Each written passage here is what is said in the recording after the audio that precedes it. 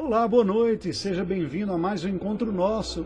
Nesta semana, refletindo sobre as bênçãos adquiridas por Cristo Jesus na cruz do Calvário para a sua igreja. Hoje nós vamos refletir sobre algumas das bênçãos mais que Cristo adquiriu para nós, a sua igreja, o seu povo. Ele como redentor do povo escolhido de Deus. Este tema é abordado de hoje na pergunta e resposta de número 32 do Breve Catecismo de Westminster. E nos diz: de que bênçãos participam nesta vida aqueles que são eficazmente chamados? Esta pergunta se mostra extremamente útil. Ela é extremamente prática, importante, afinal de contas ela está falando o seguinte: aquelas pessoas em quem o Espírito Santo operou a graça do convencimento, da conversão, da fé, a graça da nova compreensão, da nova disposição da vontade, da persuasão, nos convencendo.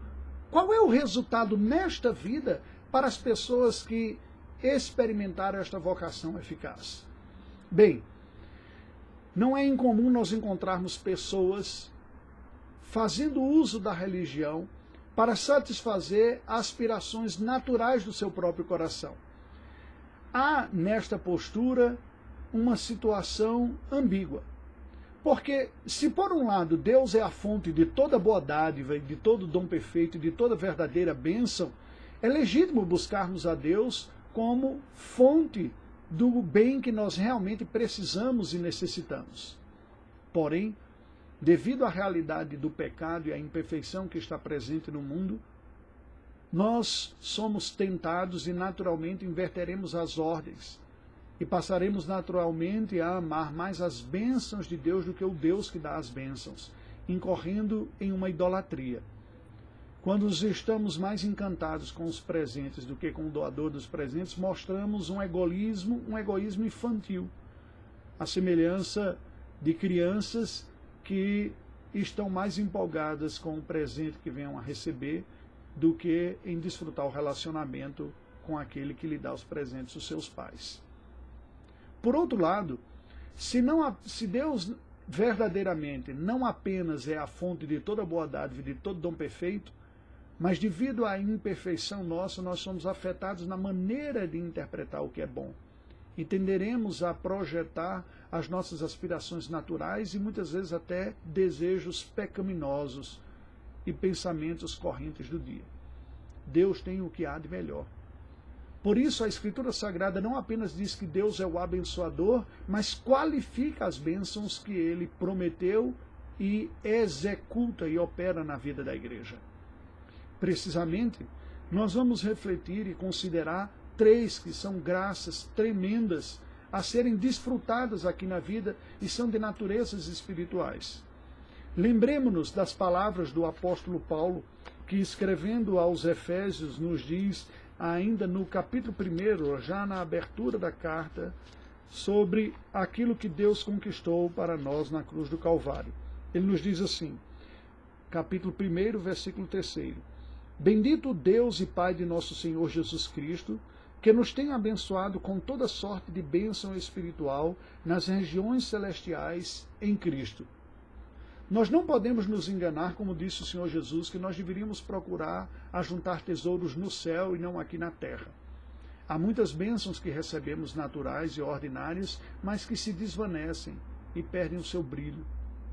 Entretanto, as mais ricas são aquelas mais duradouras, como tudo na vida, e elas são espirituais.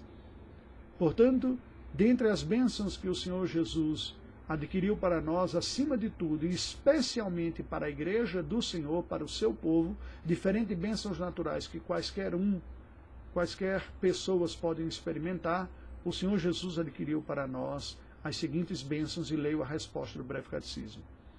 Aqueles que são eficazmente chamados participam nesta vida da justificação, da adoção e da santificação, e das diversas bênçãos que acompanham estas graças ou delas procedem. Vejam que são todas bênçãos espirituais, realidades que só podem ser experimentadas por quem foi objeto da ação eficaz do Espírito Santo de regenerar, transformar, de realizar na vida a vocação de ser povo de Deus. Somente estes podem desfrutar e passam a desfrutar e efetivamente desfrutarão, inequivocamente, irremediavelmente, das bênçãos da justificação, adoção e santificação. Elas nós estudaremos uma a uma nos próximos dias. Agora, eu gostaria apenas de nominá-las como aparecem em alguns textos bíblicos. Em Romanos 8,30 nós lemos: e aos que predestinou, a esses também chamou. E aos que chamou, a esses também justificou. E aos que justificou, a esses também glorificou. Do que se trata essa bênção da justificação? Veremos um pouco mais adiante. Uma outra bênção, em Efésios 1,5, de novo. Nos predestinou para ele, para a adoção de filhos, por meio de Jesus Cristo, segundo o beneplácito da sua vontade. A adoção é outra bênção que a vocação eficaz nos proporciona. O que ela significa, veremos mais adiante. E por fim, 1 Coríntios 1,30. Mas vós sois dele, em Cristo Jesus, o qual se tornou da parte de Deus sabedoria e justiça e santificação e redenção.